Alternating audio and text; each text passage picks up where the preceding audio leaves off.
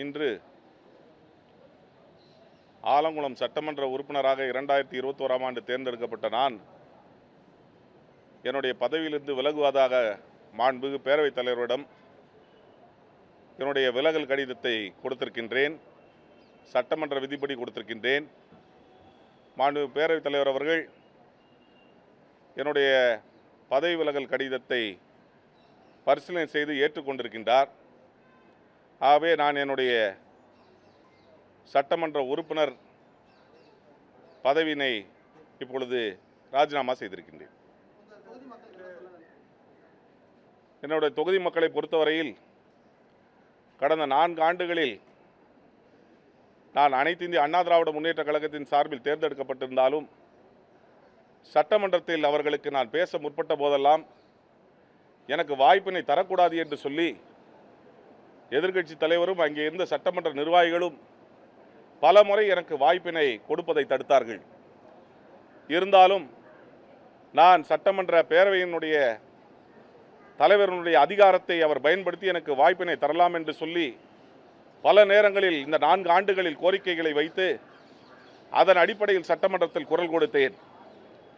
ஆனால் ஆளுங்கட்சியாக இருந்தாலும் எதிர்க்கட்சியாக இருந்தாலும் எனக்கு எல்லோரும் ஒன்றுதான். ஓட்டு போட்ட மக்களும் ஒன்றுதான், ஓட்டு போடாத மக்களும் ஒன்றுதான். ஓட்டு போடாத மக்கள் நாம் ஏன் திராவிட முன்னேற்ற கழகத்திற்கு வாக்களிக்கவில்லை என்று சிந்திக்கும் அளவிற்கு என்னுடைய செயல்பாடு இருக்கும் என்று மாண்பு முதலமைச்சர் அவர்கள் சொன்னதன் அடிப்படையில் நான் குரல் கொடுத்து கேள்விகள் கேட்ட கோரிக்கைகள் அனைத்து கோரிக்கைகளும் ஏறக்குறைய ஆலங்குளம் தொகுதியில் நிறைவேற்றப்பட்டிருக்கின்றது என்பதை நான் தெரிவிக்க கடமைப்பட்டிருக்கின்றேன். நான் திராவிட முன்னேற்ற கழகத்தில் சேருவதற்கு முன்பு அண்ணன் ஓ பன்னீர்செல்வம் அவர்களுக்கு தொலைபேசியில் தொடர்பு கொண்டு இந்த முடிவினை நான் எடுத்திருக்கின்றேன் என்று தெளிவாக சொல்லி அவரிடம் நான் தொலைபேசியில் பேசினேன்.